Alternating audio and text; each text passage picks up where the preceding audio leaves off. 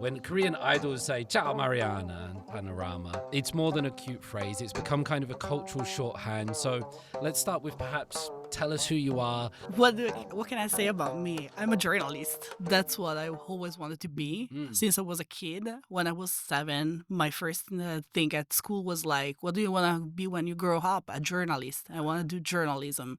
And then I lost the sight in the between growing up. But then during the university time, one option appeared in front of me and I was like, okay, I need to take it. It's time. I need to take it right now. So I became a journalist all of a sudden.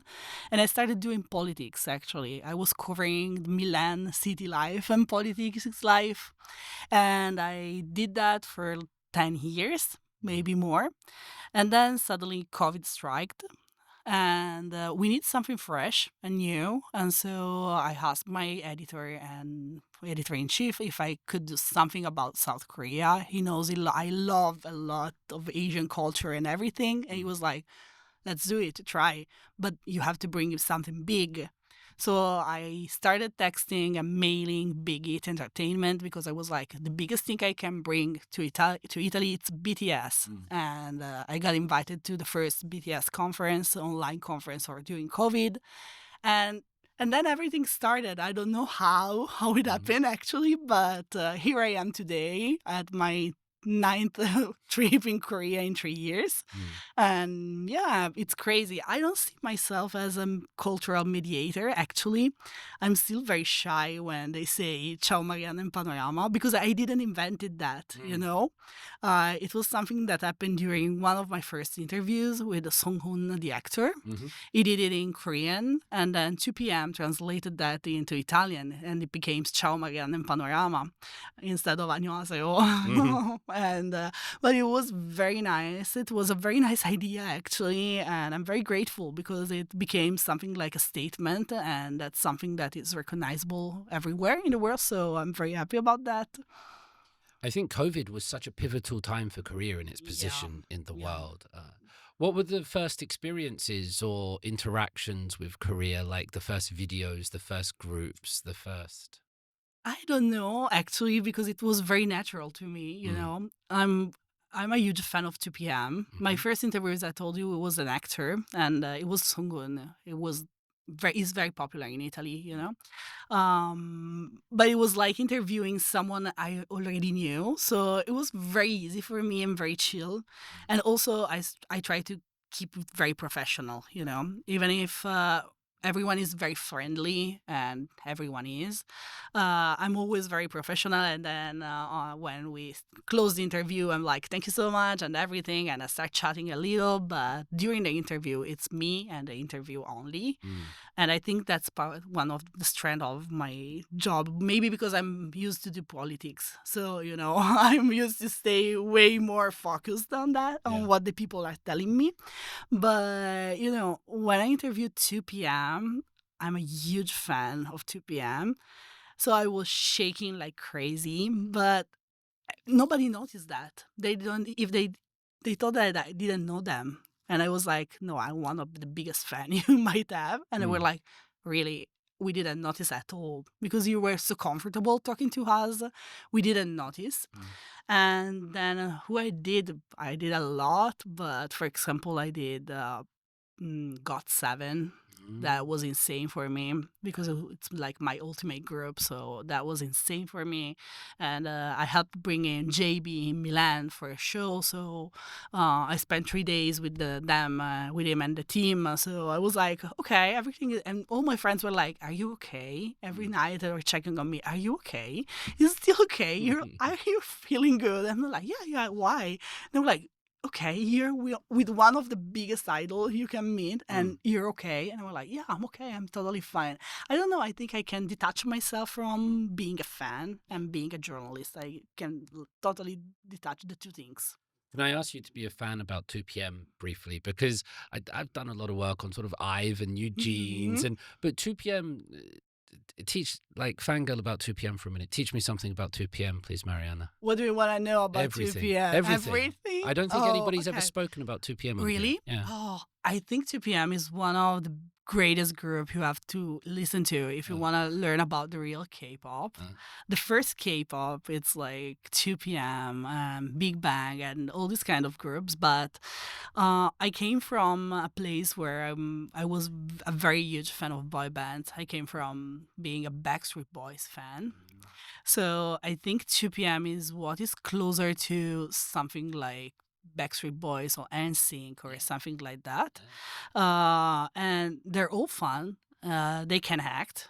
They're very, very smart. And when you actually see them in other projects, you can totally feel that all around their artists, you know? So I think people have to check them. If they love K-pop, the real K-pop that we are listening right now, I think that listening to 2PM is something that they need to do to understand it more deeply what the K-pop really is. When I get into my car and turn on YouTube, what 2PM songs do I find? What should I look for? Oh, I think the best one is going to be My House, Who You Cheap. Okay. And it's a hit for them. I think that's something you cannot miss. Also, the video is very Backstreet Boys style, you know. I don't know if you remember everybody from Backstreet Boys they were like dressing up, exactly, dancing and everything. Werewolves and vampires. Exactly. At some point there was a wolf, and Taekyon from 2PM at some point is like a wolf style, so it remembers a lot everybody, and I think that's the real connection between boy bands and K-pop. The pop and K-pop. Rock Your Body was a huge hit. I mean, even me growing up into like rock and hip hop, when that came on MTV, it was a jam. I'm going to listen to this. It was everywhere, and I was a girl. I was a very huge fangirl, so I was screaming it so loud. As you can see, I don't have voice. I wasn't screaming for a concert, but for Backstreet Boys, I reduced myself like this with no voice at all a lot of times. What's the difference between? It's interesting to me, Marianna, that the West has seemingly. When I grew up, there was Backstreet Boys. Before that was New Kids on the Block and NSYNC. It was Spice Girls. It was Eternal, TLC, and on, right? But they've stopped. Yeah, it's true. And yet K-pop goes on. So do you have any observations on that? Like why K-pop or Korea has kind of dominated this boy and girl group industry and why the West has kind of retreated from it? I think it's probably the Western side at some point. So boy bands... probably it's also because the culture of boy bands, you know. Even here, they cannot have actually girlfriend. They're seen as idol, and it was like for Backstreet Boy was the same. We all knew they had girlfriends and boyfriends and whatever, but you know they cannot really say that. I remember NSYNC, for example, they cannot say anything about their private life. And I think at some point, being in the West, it was like too much. And so K-pop advanced very fast, also with a huge promotion and a huge push. It's interesting to see that Backstreet Boys are still together and doing stuff. I know they're in Vegas right now. I think we're in July at the Dome, at the Sphere, sorry. They're in Vegas doing this huge event that is called Millennial, but I think it's 20 years after right now. So, but still, I don't think their attraction is so strong as K-pop is now, because K-pop is giving us what it was missing. So feeling that these singers are all ours. We can see them all the time, have him all the time, have content all the time. I want to open my Instagram and I can see something new about them. There is every day a new picture, a new information, a new piece of something that is going out. So I think that's what's missing from boy bands in the West, the West side. And that's why probably they retreated a little. Yeah. How do you observe the state of K-pop today? I mean, you've spoken a little bit about 2PM and Big Bang, and they're like third generation? Yes, second and third. Second in between that time. When you look at K-pop today and some of the things that are happening, before we started recording, we spoke about some virtual idols and Cat's Eyes Gnarly and things like that. How do you see the current state of K-pop? A lot of groups, a lot of new groups, a lot of AI. I always love to listen to new music, Yeah. but I think we need to stop for a moment and like sit down and ask ourselves, like, I think the agency should like sit down and ask, where are we now? What do we want to achieve? What do we want to do now with K-pop? Because everyone is discussing if it's still K-pop with the key, and I still think it's going to be forever K-pop. It's just a way to call it. It's still pop, but it's just a nice way to call it.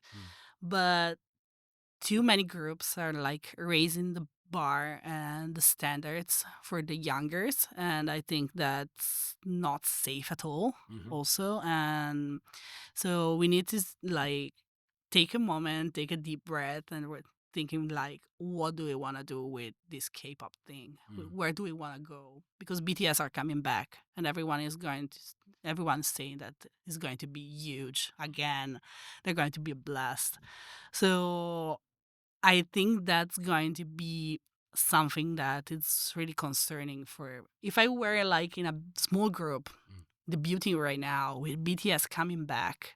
Honestly, I will be so scared to debut that I don't know if I could do or perform at my best, actually. I know they're great, they're trained and everything. This is their dream, but I think we need to focus a little more on what K-pop is going to be in the next few years, thinking like in the next 2-3 years.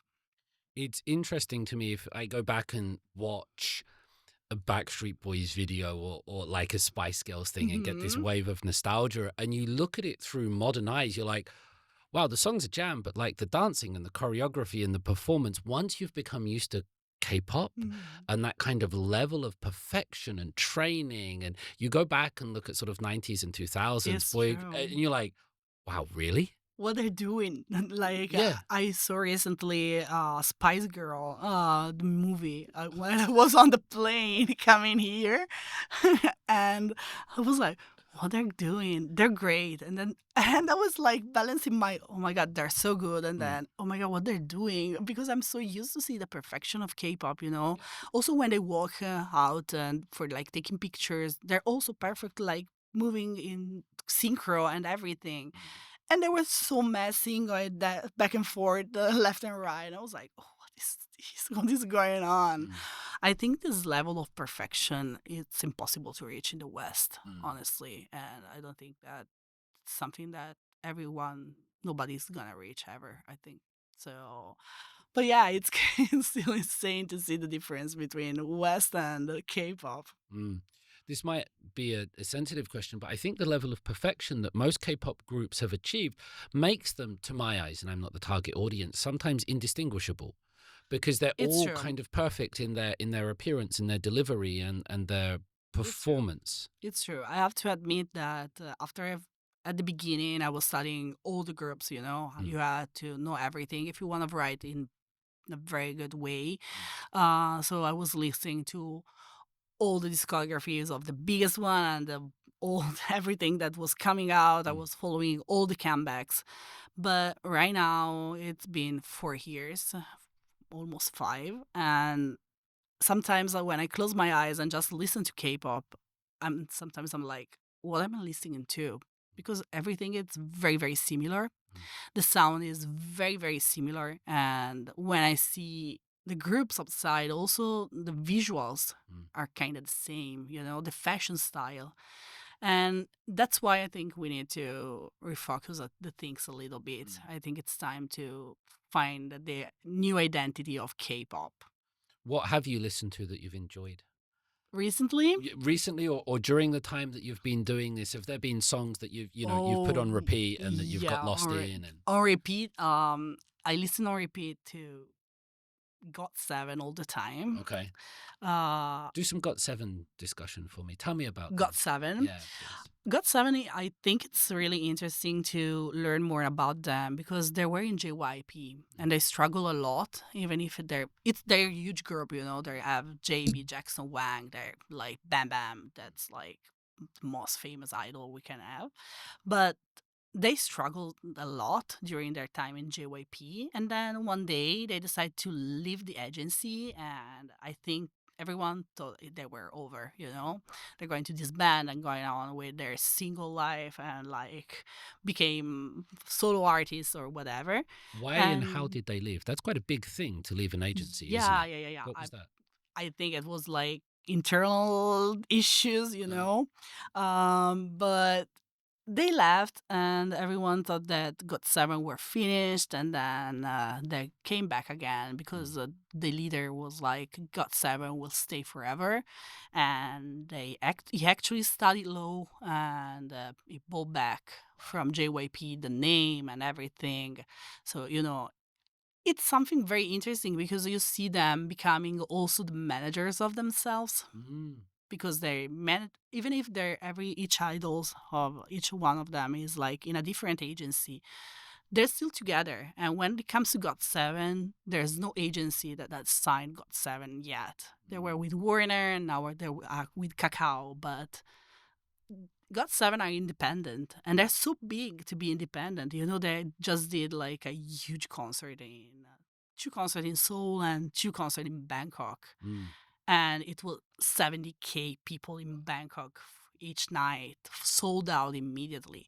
So they're still going on, and despite everything, because they're basically the same age of BTS, so they're going through military and everything themselves. So I think that's very interesting to see another side of K-pop, the side that struggles, still have success. They have their solo career, but they also can manage themselves. Legally speaking, I think it's very interesting to see them studying to gain something for themselves. It was very interesting. It's a very nice group to learn about. Tell me some of their songs or their hits or their styles, their genres. What am I? It's very, very K-pop. Very, very, very, very old style K-pop. I love Not by the Moon. It's one of my favorite. But honestly, I think if you search God 7 and also just listen to the last single that's called Python. That sounds like a K-pop song. It sounds like a Yeah, K-pop. yeah. It's a very, very, very K-pop song. Yeah. And when I heard that, I was like, oh, this is the K-pop I love.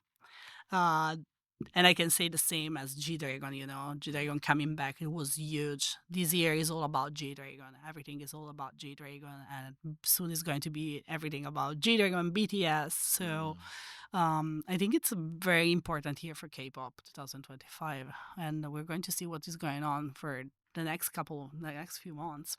Props to Jennie as well. She seems to have been crushing it with her solo stuff. She's great. And also Lisa, they're doing amazing. I'm waiting for them because they come into Milan with Blackpink. And I cannot wait to see them live on stage. I never saw them.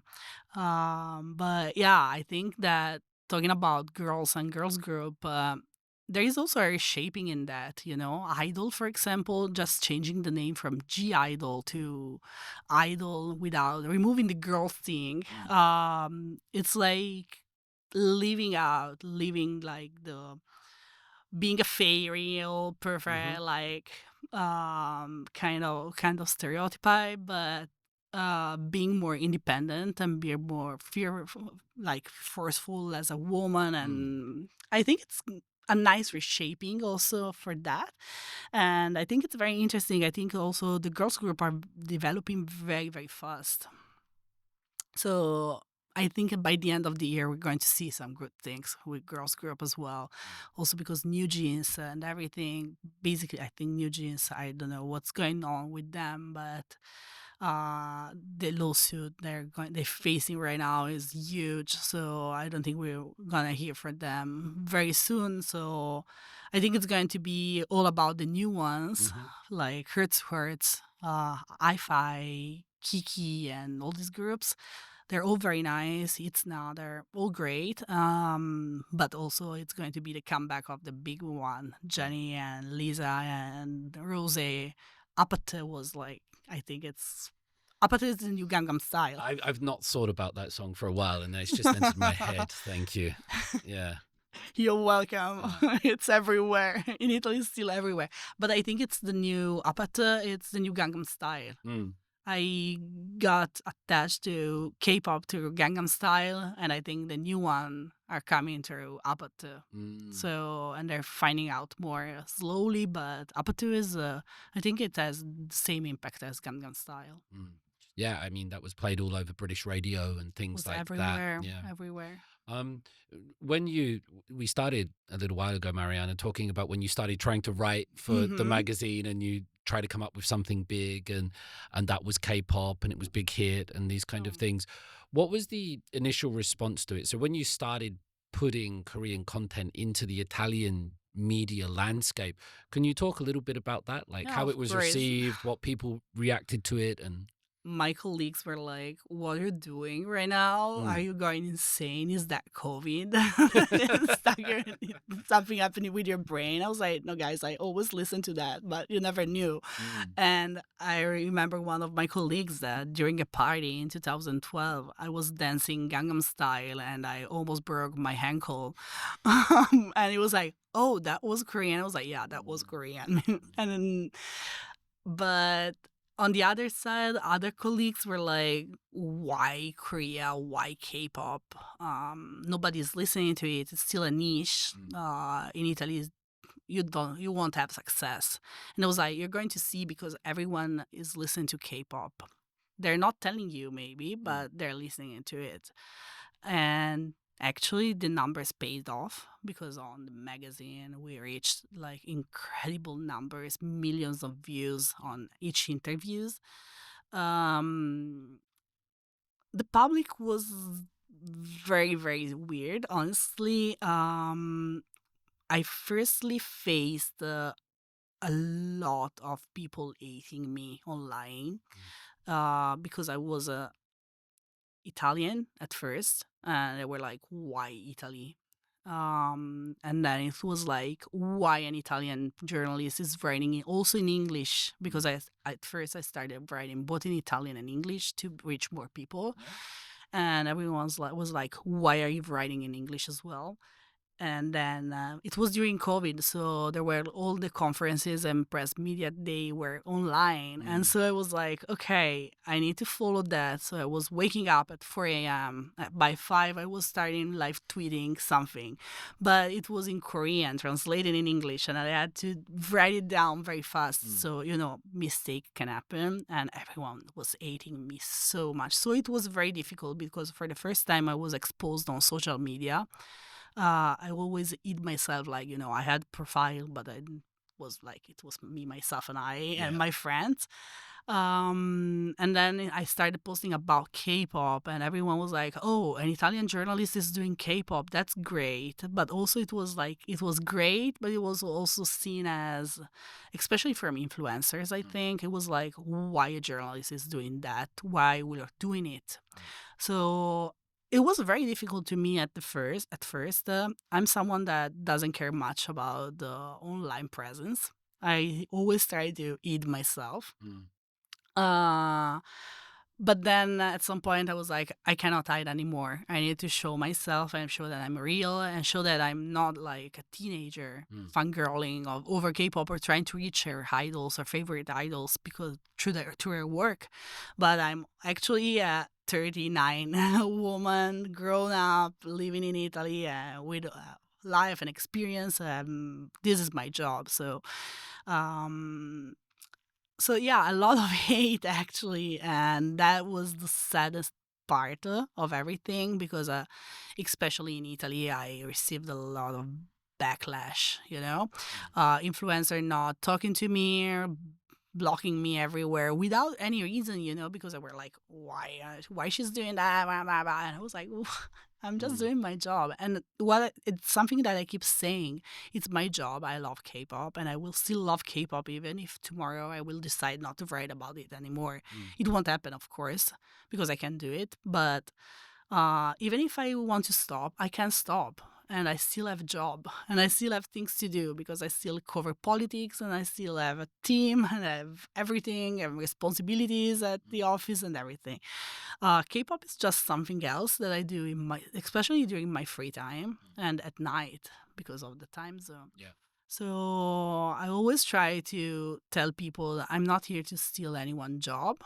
I just want to give you access to what I can do as a journalist. For example, yesterday there was a huge event here in Seoul with Airbnb and 17, because 17 they're having this Airbnb huge experience, and I was like, okay, I know Airbnb, and I got invited here, and I was like, okay, I need to take the opportunity. I was the only one from abroad, and I got some message of people like, oh, you're going to see 17 just because you like them, or like just because your sister is a fan. I was like, no, guys, it's because I'm a journalist, and this is a huge news for me, because Airbnb is changing styles, and it's okay, it's with 17, so it's connected to my other part of the work, but it's still a huge news for me. Airbnb, like the app, the program where Yeah. people stay at houses, Yes, and the exactly. K-pop group 17. Yes, exactly. They're working together because Airbnb is Yeah, now yeah, developing yeah. experiences.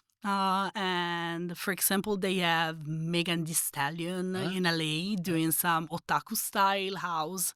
And here in Seoul, they have this 17 space where you enter like through a tunnel that it seems like the carrot bomb. So you're walking through a carrot, like it's all pink and blue and everything, and then you arrive in a huge room with all their clothes, stage clothes, and then you can record some message for them, listen to their music, chill, and do some free stuff and free things. It's a new way of living Airbnb, and that was the news for me because the CEO was here and was here with 17, and I was like, why 17? And he explained to us that it's because in 2024 17 were the biggest biggest training of K-pop, so they were the powerhouse. So I was like, oh, okay. And he explained to me that they worked together before and blah, blah, blah.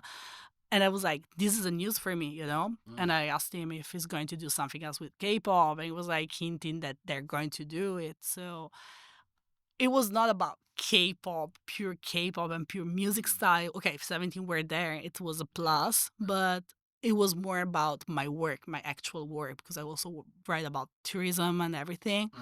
And so, people were like, oh, that's crazy. You met 17, blah, blah, blah. And others were like, oh, why you had this access to this thing, blah, blah, you shouldn't have, blah, blah, blah, blah. I was like, guys, it's my work. That's my job. I was there covering Airbnb. It was something else. And 17 was there. So it was 1+1 for me, It's different, I guess, if you're a journalist rather than just engaging with things online, because as journalist, and you said you did politics for 10 years Yeah, and exactly. you go out and interview people, that's what you do. You have to see yeah. things. K-pop, sometimes I've seen a lot of love amongst K-pop communities, and when I speak to my university students, I can see the sense of belonging and the affection and the community that it gives. There's also what you've mentioned, this extreme hate that comes online. Is that unique to K-pop? Is it different? How does it feel? Because I know how comments can feel online. They can feel very hurtful. Yeah. You can get, excuse me, you can get 15, 100 wonderful comments, and there's one that's not nice. Why is this white guy doing this? And it hits and it hurts. Like, how is that in the K-pop industry? Because K-pop fans have a little bit of a negative reputation for that specifically. It's true. I think it's something very different. I think it was because of what we were talking about before, like seeing their idols every day and having them like. Sometimes it feels like you live with them, For example, if I open my Instagram, it's like seeing them or seeing my boyfriend. I think my boyfriend posts less than them. So it's like, oh, look, he posted something, and it makes you feel like you know them. You actually know them when you actually don't. And sometimes we tend to forget that we don't actually know them. We know them as an artist, them as a person, but it's what they want us to know. It's not what they might really are, Maybe they're the same people, because a lot of them there are. But we're not knowing if they're like sleeping all day, feeling actually sick, waking up with a headache, or like just posting the picture because they want to or they have to.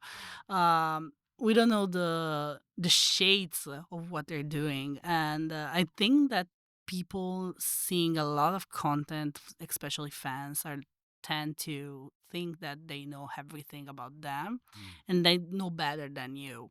Because at the end of the day, they're like, oh, you're a journalist. You have to write about everyone. You're not a fan. And it's true. I'm not a fan of everyone. But I try to be informed of what I have to do, and when I write about something, I get information, a lot of infos. But yeah, I think it's because seeing them all the time brings also this sense of possessive, being possessive with them. Um, and sometimes I feel sad for them also because, I think you have to give the people something all the time. And otherwise you're like betraying their expectation. If you're not posting, why is not posting? If you're posting, why is it posting now? So it might be difficult also that way. But yeah, I think that the hate come from that being overly exposed also bring out the worst of the fan side. And I never saw that. Probably maybe with One Direction at some point, but not as K-pop, not as K-pop. But I wasn't covering music at that time, so I honestly don't know. With Backstreet Boys, when I was a fan, I didn't hate anyone writing about Backstreet Boys. I was very grateful because it was another time. So, but right now, social media can be difficult to handle. There's always been, I think, people devoted to stars from the Beatles onwards, and that's just one example. And it's not just about boy groups, but girl groups and other.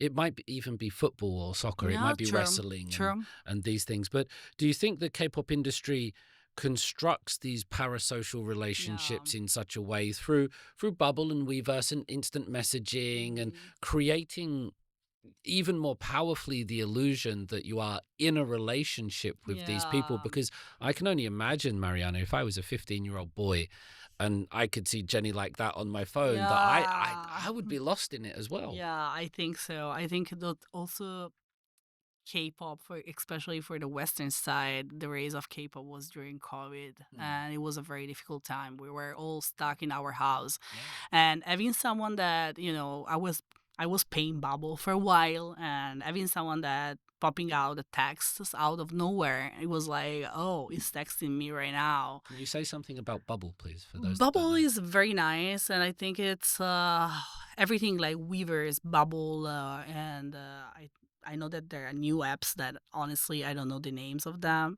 Uh, it it remembers me of a game I used to play. I think it's actually a Korean game. It was like having a virtual boyfriend, and you made some choices through this app, and like, I don't know, what you want to eat or where, or just some stuff like that. And then you were assigned to this guy, and you were actually developing a relationship with this guy without even notice that, because it was working on him texting you on the phone. So it was like at 7 p.m. I was receiving a message, and if I didn't reply in 1 hour or so, my story completely changed. And I think it's the same thing as Bubble, but with idols. But with the difference that idols are real people, and that guy wasn't real. And it was like stories actually written by someone else. But yeah, I think they're giving us the idea of being in a relationship with these guys, and I honestly think that's why I keep saying that it's time, I think, for everyone to rethink about K-pop and what they want to do, because being an idol is nice, but right now they're so popular everywhere in that I think it's time to give them some freedom, freedom to express their in love, freedom to express they can smoke and drink and go out to see their friends, and not being shocked because idols are, oh my God, 5 of them were out dining together. It's totally normal, guys. They're like 20 something or 30 something guys or girls, and they just go out as we all do. They just go shopping and everything. And I think we need to start normalize them. and treat them like more as people than an idol. And I think it's like for everything. I think COVID just give us this idea of being a VIP is something so different from the normal life. But in the end, there's just people that they do their job.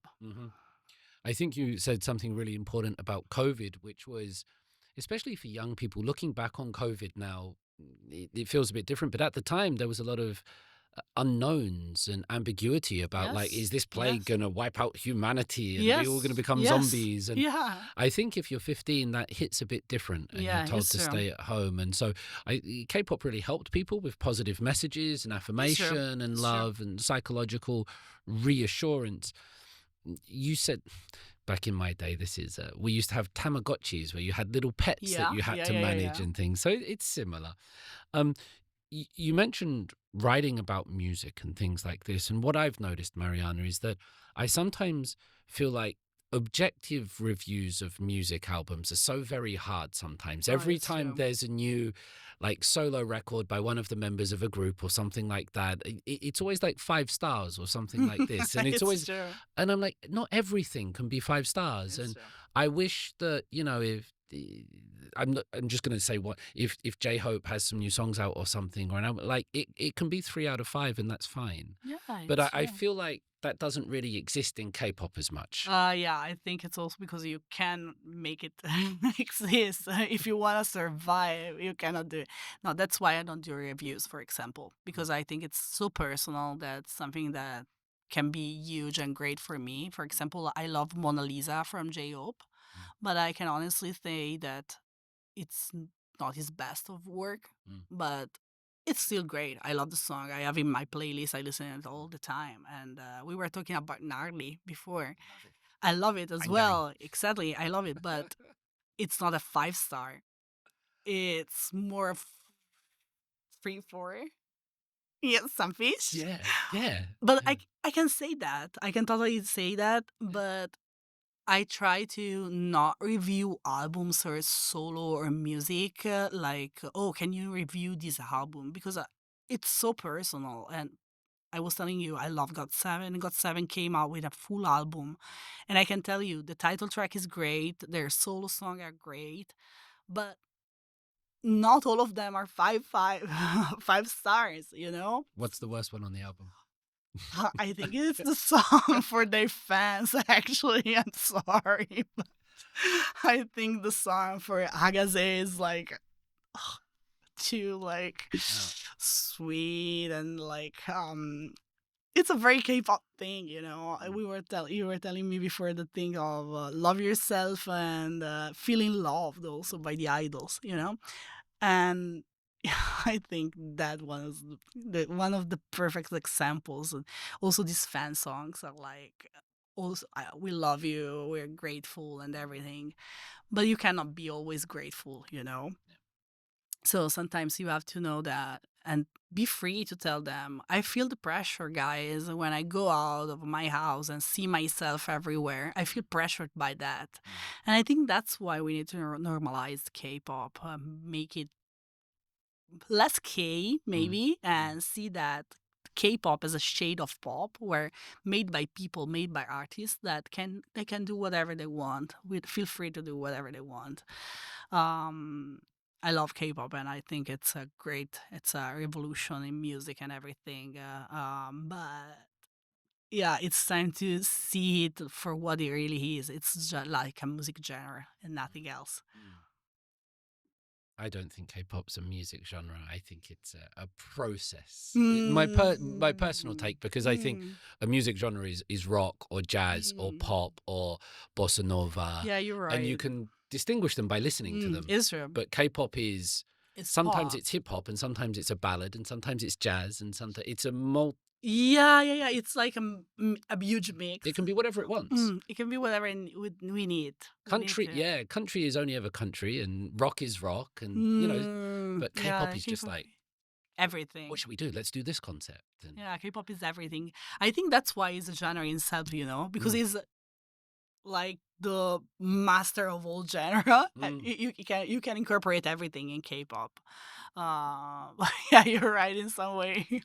I think everybody has a different take on it, so I'm not saying that, No, yeah, my yeah, yeah, yeah, yeah, answer you're right. is right. And with music, in some places, I've tried to do like sort of genuine music analysis of certain things like the Seraphim's debut album and some New Jeans tracks, because I find a lot of reporting just goes on numbers and Oh, popularity. yeah, it's true. And I think a lot of that is fake. I think a lot of Yeah. that is artificially boosted by Sadegi and payments and Yeah, of course. people streaming. Yeah, of course. And people often don't talk about what is this actual music. There's some quite good YouTube videos out there actually It's that true. do analysis of who's using French house and who's using techno and, It's and true. things. It's true. It's true. I think that's something that sometimes I'm really curious about knowing what producer thinks about this kind of songs. You know, they produce them, so of course they might like them, but I would love to see some huge producer, for example, let's say one name, El Capitan, which is huge in the K-pop industry. I would love to see him like saying, "Oh, okay, let's take 50 songs and like review them and see what is really working, why is working, and why they're not working." For example, Gnarly is working perfectly in some countries, for example, Italy, but here I think it's struggling a lot in South Korea.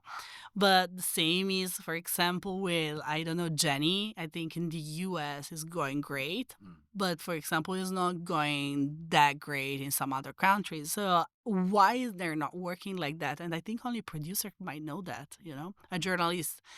We can be as much as professional and love music as we want, but we're not expert. We're not producing music, we're writing. So I can analyze maybe a lyrics, but the sound, I would love to see some experts saying more about that.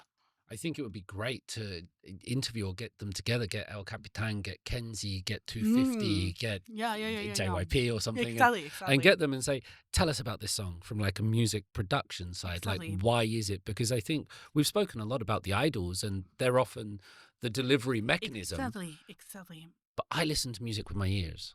It's true. It's true, because in the end, music is what stays. You know, they keep changing the style and the concept and everything, but their music is staying there. So, for example, I would love to know why songs like Bang Bang Bang or like Fake Love are still huge hits, and something like, for example, New Jeans songs. We leave out all the drama and everything, but why they disappeared?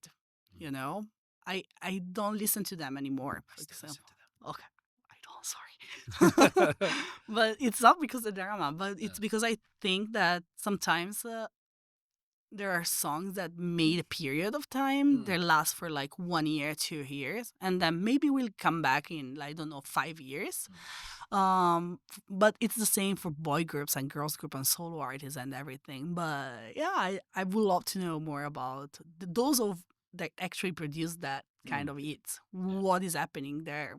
What they're looking after? What is the next trending thing? Because there is a lot of K-pop right now, K-R&B a lot. So why they're raising so much so fast? Why DPR Ian is so popular right now? Yes. Or, for example, Millie is gaining so much popularity, and why, for example, J Park is like, he's got a new one out. Yeah, with he's doing things like, for example, he's being J Park. Yeah, his new Mame version with Somi. Yeah, that's not a song I would love to review. You know, I love J Park. I brought him in Milan also. We did an amazing guerrilla show with him. And a guerrilla show? Yeah, basically we announced that 5 hours before the actual show, and people were flocking from all around the world. Actually, not the world, but Europe. But there were some people flying from London to see him. And they were like, I'm booking the first ticket to Milan because I need to see him. I'm arriving like 15 minutes late. Can I still enter? I was like, yeah, you can, of course. And there were a lot of people in the street trying to listen to him. So, and it was great. It was an amazing show. It was very short, but it was great. It was one of the best experience I had. What's he But like close up live? it's amazing. It's so friendly. Mm. And he's a real artist, you know. He's Yeah. also very humble. Mhm. Everyone is like, oh, J-Part here and that and everything. Is also in my book with his One Soju project. He's very nice. He's a very nice guy, and I love him as an artist. And I think he has a keen for music. You know, I think he can see what is trending next. Mhm. But with this moment thing, I love Somi though. Yeah. I loved Somi, and I love how she's reshaping herself from being the candy girl to be a full grown up adult. She had a really nice it's Burning Heart or Burning or Fire or something. There's a really nice Somi song that I like. DPR Ian, Mm-hmm. you do Blueberries? I keep hearing about DPR Ian. My students want me to play it during break time, and it doesn't sound like it should be a K-pop group or an individual to me. Like Marianna was an idol, you know. He started as an idol and it didn't work out. And then now he's a solo. I think it's like we can see him like Jackson Wang in some way. His music is great, and I think that the narrative behind what he does is amazing. He has all these characters. He created Maito and Mr. Insanity and whatever. He has this great narrative behind all these songs in these albums. And I actually met him in Milan. I interviewed him, and I can honestly say it was probably the best interview I ever had. Why? It was 1 hour interview instead of 30 minutes, 20 minutes fixed, because he kept talking about what music really is, how he created that, and at the end, he never hide, you know. And I like that he has a problem. He tell his fans. He wants to take a break from social media because he feels overwhelmed or burned out. He said that and disappeared for a while.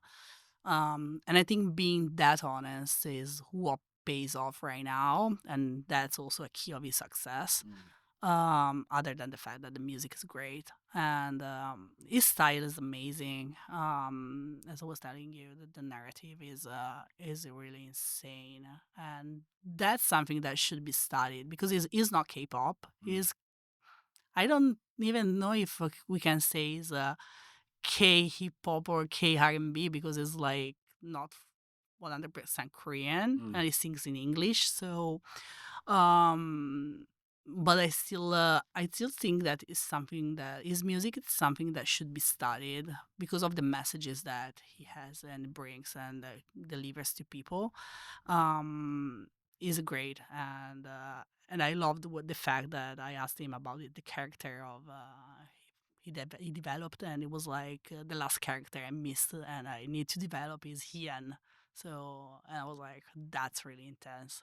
Nobody ever said that to me, and I was like, I honestly respected him very much because it was a very sincere interview, and I can totally saw that it wasn't prepared, you know, staged before.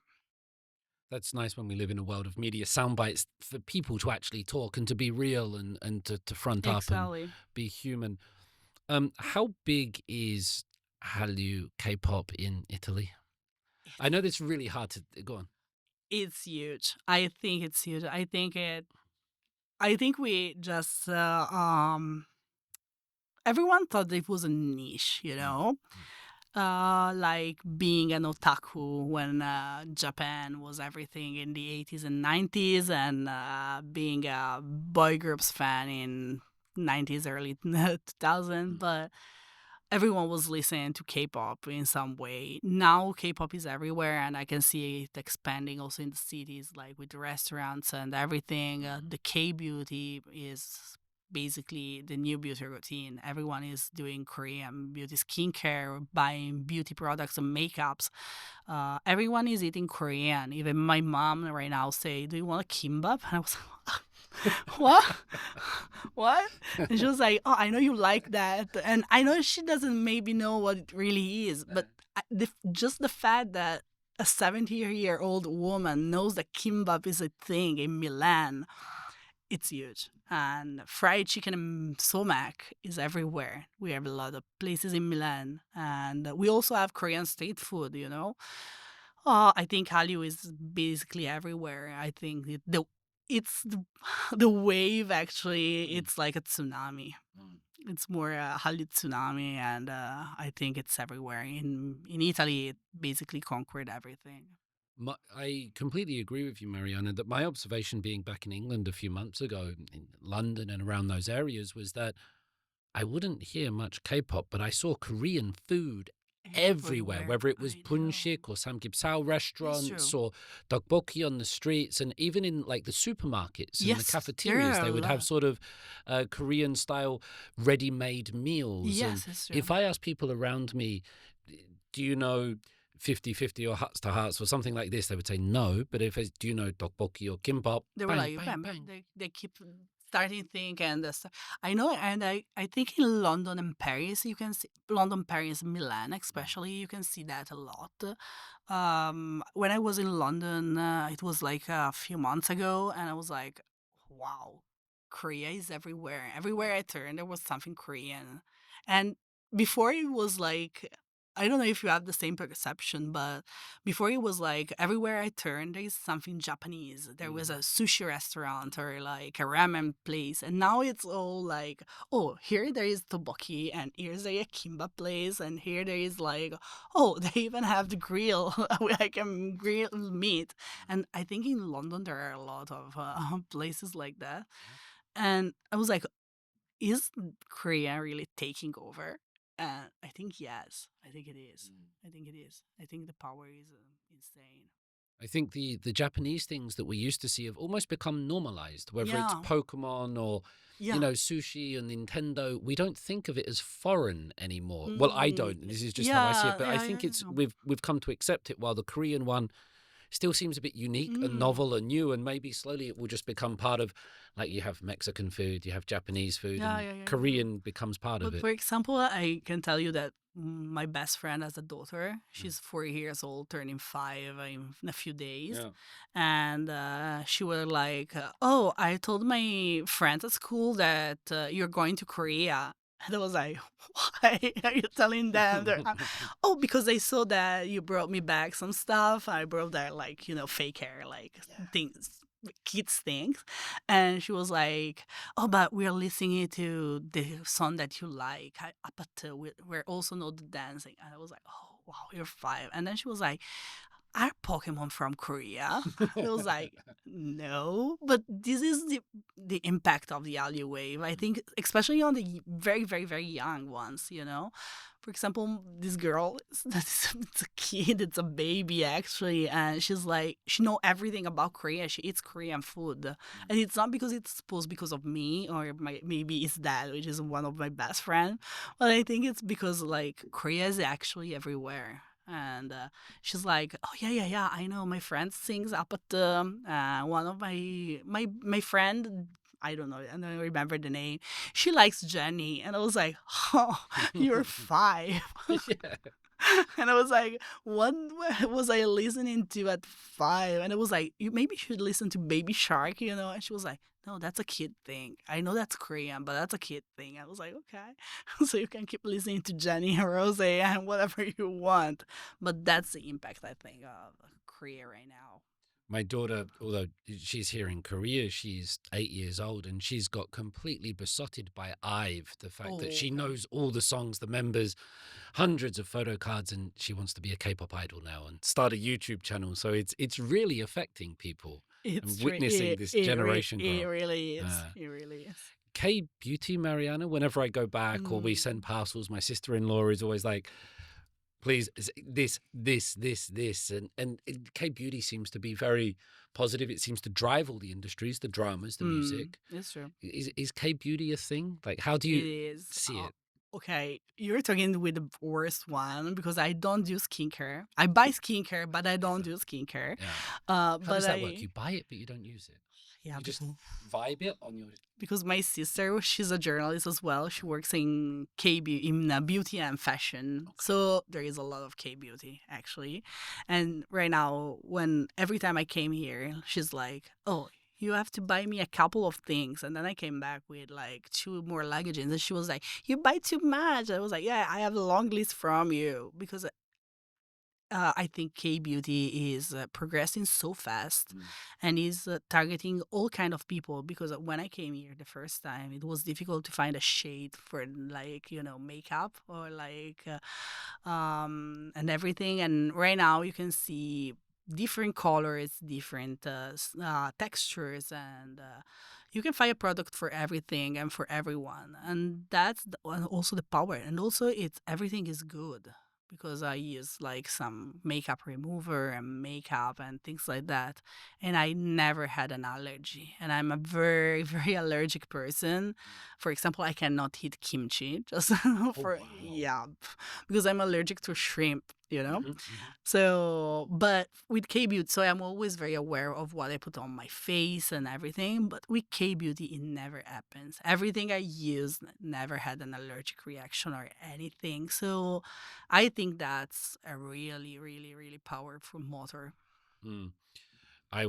Before we started, I spoke to the owner here and I told him that I was speaking to a 92-year-old American man who first came to Korea in 1954. Okay. He's been here since 1954 Wow. and he's still got all of his faculties. He speaks well. He looks like he's in his 60s or 70s, 92 years old. 92. And without breaking thought, the owner of this studio said to me in Korean, I bet that's because he eats kimchi. That's the power of kimchi. I think kimchi has a huge power and impact on life because everyone that's eating kimchi looks younger. So every time I'm like, why I cannot eat kimchi? And I'm asking people like, can you do kimchi without the shrimp paste, please? So I can eat and look younger and like stay young forever. Like I think that's the real ingredients for Being eternal in life. Korea is a vibe. It's so different from London, Yeah. from Milan. Tell me about being in Korea, coming from Milan and spending time in Seoul, because there will be many people that live vicariously through your work or through the work of journalists. Yeah. They're in different parts of the world, and coming to Korea or Seoul for them is not something they can do easily, or it's No, something it's they true. haven't done. How do you feel about life on the ground here, the people, the I cafes? honestly, one of the things that I hate the most is when people ask me to write a tourist guide about South Korea because I keep telling them that the Korea I live might be slightly different from the one that a tourist might see because, I came here also for work, so I meet with people that you usually don't meet on the street or whatever you're doing. And I always and sometimes I visit places that are not open to anyone and something like that. I try to use my social media very carefully when I'm here, like posting pictures of myself, but also some things that I do and some places where I went to, some restaurant recommendation and everything.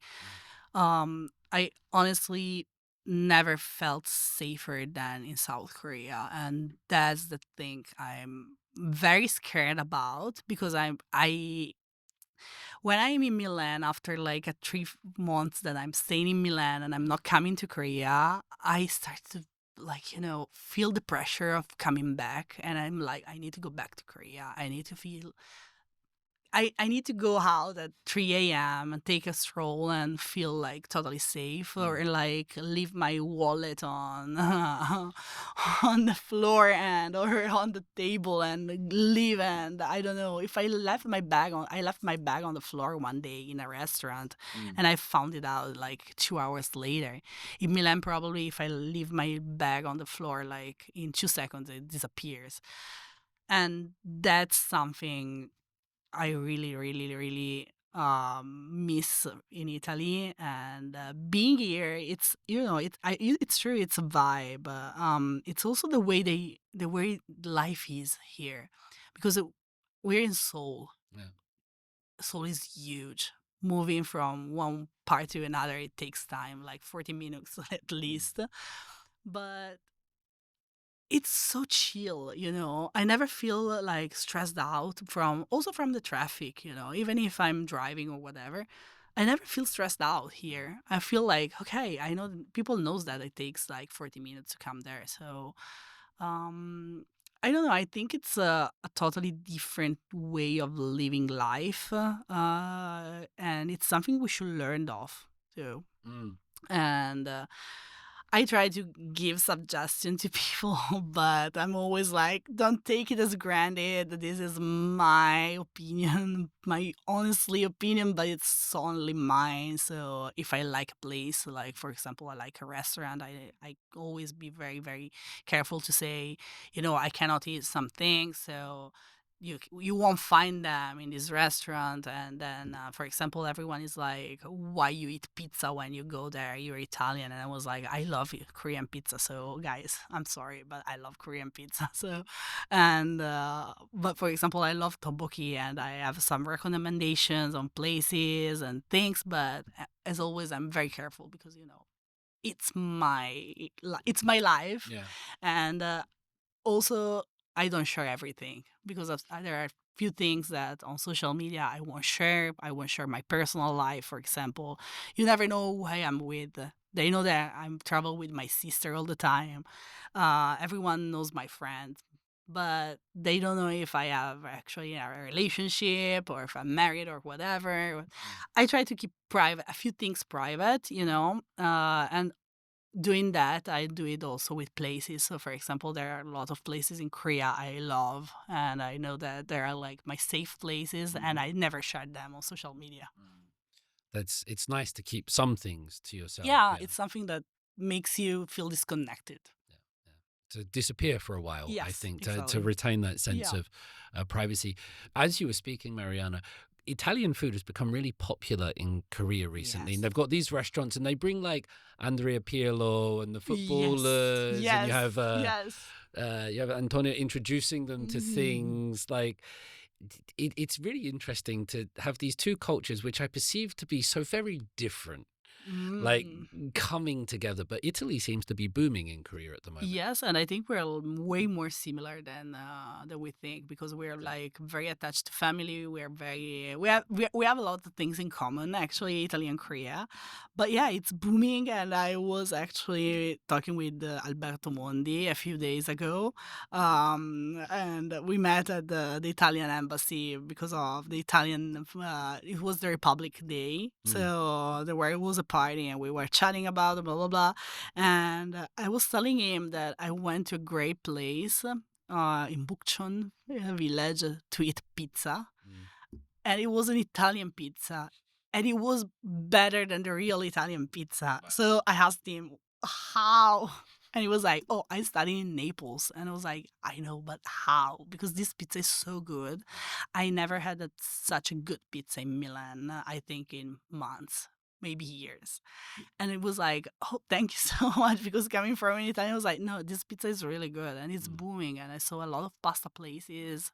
I'm very curious to try pasta actually. I will try it maybe later. There you go. Because yeah, it's booming, and I can but I can totally see that because I think also the flavors are really similar. We like spicy things. We like creamy things. Yeah, I think we have more common ways than we talk about. Yeah. When you were talking about the pizza, I don't know if it was subconscious or not, but you were doing the hand gestures, Oh Mariana. yeah. You were. You were saying, "This is a Yeah, good pizza." yeah, this is a And good pizza. Yeah. We do a lot. We move a lot, and the actually like it's stereotyped like this, yeah, but yeah. it's like yeah. It's it's actually we move lands a lot, and you can see that. No, it's great that the world is coming together and sharing these ideas Yeah. and the food and things like that. Um, just maybe as we bring this towards the end, before I ask you for some recommendations, in terms of navigating sort of culture and music and food and social media, what do you think that where is the world and what are we doing at the moment? Because for some people it feels very difficult. For some people we're progressing and we're getting more rational and enlightened and progressive, and How do you see this kind of social media and cultural communication? I think we're lost actually. We're lost in the middle of the internet, and we're lost with AI that is taking over a lot. I see my work is changing very quickly with AI. Everyone is using AI, and you can totally spot You them. can see it, can't you? Yeah, you can. You can. Right now, you can, and you have. And I don't think that not using it, it's like being like. An OG is like, oh no, I'm not using AI. It's not for me, but you have to use it. You have to learn how to use it, but you don't have to abuse it. But I think we're totally lost right now. We feel the pressure to post on social media when we shouldn't. We feel the pressure of oversharing things with people, and we shouldn't. Um, we feel the pressure of being on every social media that exists, and we shouldn't, because it's fine not using TikTok or not using Facebook anymore or whatever. I think we need to. I think we are in a point where we don't. We have too many things. We have access to everything, and we're not enjoying things anymore. Like, I saw people here, for example, I was 2 nights ago, I think, I was on Cheoncheon, and I was like seeing everyone sitting there, and nobody was reading a book actually, and it was an open air library, and I was like, this is, and everyone was posting them on social media because it was amazing, the lights and the city and the sky. And I was like, oh, but nobody's actually reading here. They're all doing something, or if they had a book in their hand, it was because of a picture, for taking a picture to post on social media. And the funniest thing was that just there was like this open air library area, and just walking down the stream, there was like a side, a covered part with some lights show on the stream, on the water. And there were only a few people there, probably because it was not that cool as that kind of area. And I was like, you see, it's like just 2 minutes walk from here, and you cannot see that, but it was just a 2 minutes walk, and you can find another spot, and when you can relax and have a beer or whatever, something, and just chill for a while, feel some music, because there were people singing and everything. And it was nice, and it was like something so real and so authentic, and nobody was looking at their phone. And that was like very, very nice. And it was like, oh, let me put my phone like down for a minute. I take a picture, and I took a video of the lights because it was so beautiful. And I was like, okay, let me charge my phone in my bag for a while. And I was with my sister and some friends, and we were chatting, and we got some drinks and everything. And we ended up to stay there for a long time, and we didn't even notice time passing. And it was like, oh, this is the real sense of finding things. And I never saw that online, and everyone was like, oh, where is it? Why is it? Because I posted it on Instagram. I was like, oh, just find out, just walk down and just find things on your own. And I think that's why we're lost. Like, we're looking at places on TikTok, recommendations, and maybe we're going to eat some pizza in a place in Songsu without knowing that next to that there is a better one, but it's not trending online. So we're kind of lost. Is there a solution? No, I think we need to wait. No, I think we need to refocus, like K-pop. We need to refocus ourselves without social media for a while. And maybe we are, excuse me, and maybe we are lost, but maybe for young people it's completely natural. It's For, true. I mean, I grew up certainly going to concerts and things, and I didn't have a phone, and you watched it and you engaged, and you got on when we used to go from England to the Alps to go skiing and things like that on a bus, it was like 24, and you just had to sit there Yeah, with your yeah, friends the yeah, whole yeah, time, yeah, and it yeah. was, you were talkative and you were noisy and you got bored with each other, and it was mindfulness looking out the window. So young people today grow up with phones With phones all the all time. around them completely. So I think sometimes we might be lost, but what happens to the younger people might be different. It's true. It's true. In fact, I'm thinking my friend's daughter, she's 5 and she used the iPhone better than me. Yeah. And I'm like, how is it possible? She like took pictures that are better than the one I take, and I'm like, how did you do Yeah. that? Yeah. And she was like, oh, you have just to do this and that. And I was like, how do you know that? Oh, it's a phone. And I'm like, okay. Are you born with a phone in your hand? I don't think so. But yeah, you're probably right. Probably it's generational also. Probably our generation, I think it's like way more. I feel more lost right now. I feel I have to be present online even if I don't want to. And I feel that if I'm not present, I don't really exist. And it's like something that maybe the younger generation feel very natural about. They're like, oh, I'm online. It's okay. My life is online. Maybe it's because we're like in the middle of this change. Yeah. I'm old. Yeah. I'm older. And then it's because I'm old. Most Koreans, what I find fascinating is for their Insta and social media, they have a bouquet, which is a secondary account. Yes. And so they just have their real world-facing profile that they'll use for resumes. Or if you go to an event and somebody says, can I have your Insta? They don't want to give their Insta to people that they met once. True. Do you know what I mean? And so they have their second one. And I love the fact that their main account is fake and their fake account is the main one. So that's all taking place. I have 3 accounts actually. My main account is the one I post the most. Is that the Counting Stars It's one? the Counting Stars. Yeah. And then I have another one that's called Marianna which is always connected to Counting Stars, and it's born just because I got hacked once during the COVID time. And then I have a secret one where I actually post things, and it's very close, and I have like 10 followers maybe. But nice. It's life. But I don't post that much. And I think I have it because I want to have it, but it's just to feel safe that I can just disconnect to some other place. But I don't post that much. I just mostly when I post it's like, oh, I saw this nice photo online or something like that. It's very different from my main profile, and I never use it.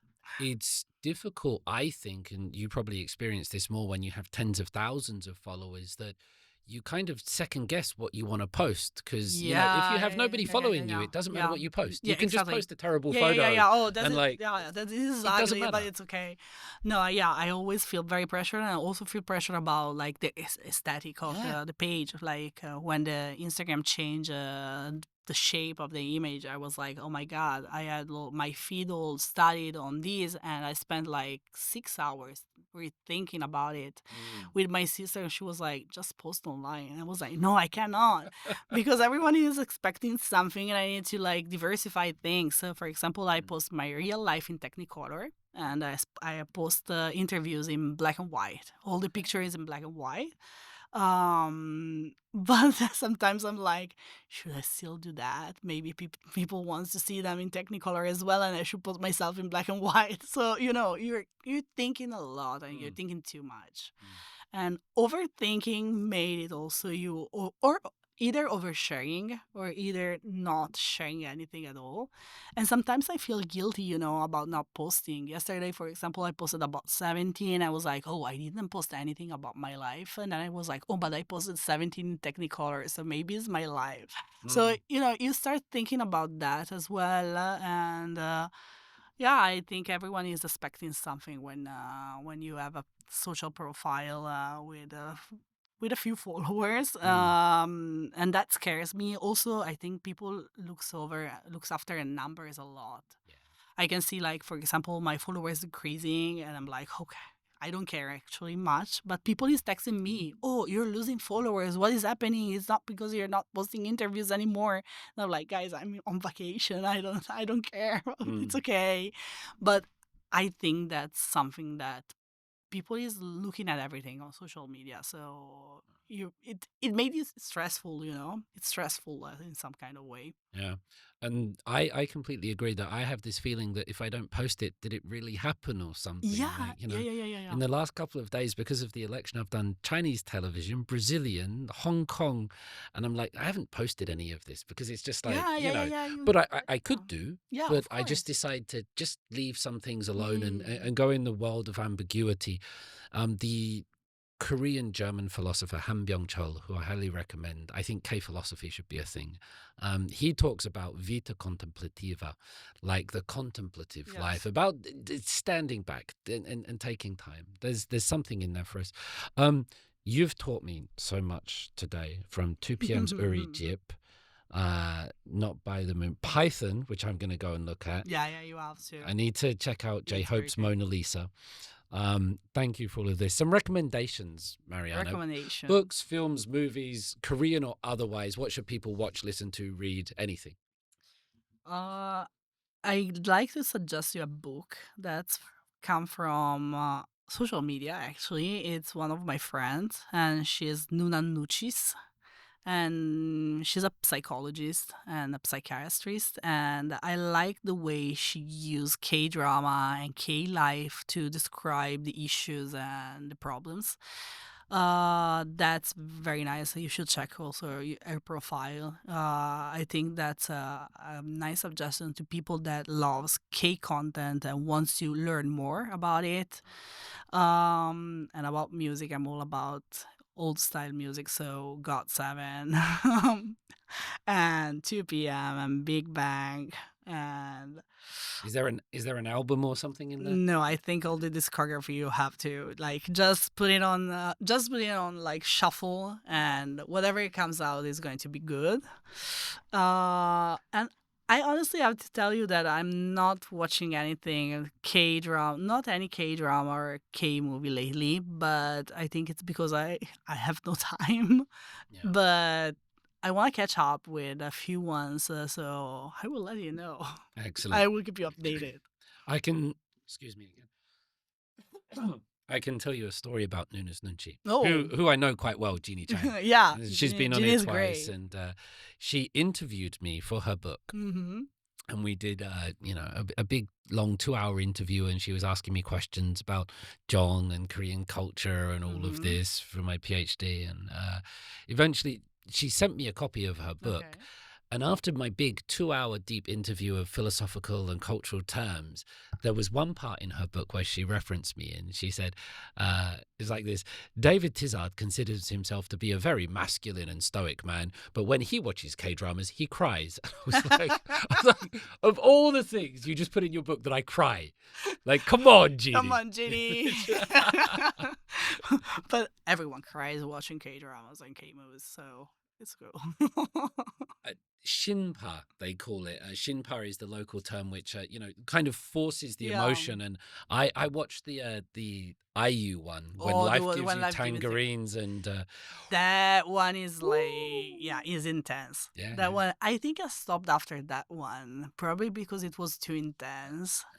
There is the new one with Kim So-no, the one that is like doing this kind of trending stuff online. I see the Kim So-no looks everyone is doing, but I didn't see that. I didn't see that. I didn't see that. So IU's acting is amazing. IU was acting. She's really good at it. Yeah. Like you think of these pop stars or these people not doing Yes. anything, but I've been really impressed with IU, with My Mister and IU Tangerines. IU is amazing. I like her more like I will say something strong. I like her more acting than singing. Yeah, I think so. She did, when her song was released, Celebrity, Mm-hmm. there was a social media trend that she did about encouraging people to share their real life things. And so she did photos without makeup and tired and falling asleep, and it encouraged other people to do it. And when they did it, IU, her team, IU would comment on their things like, you are a celebrity and things like this. So I thought that was a nice way. That was a nice people. way. That was a nice way. It's true. Marianna, thank you for coming to see me today. It was wonderful. Thank you so much. Thank you so much, David. It was a very pleasure.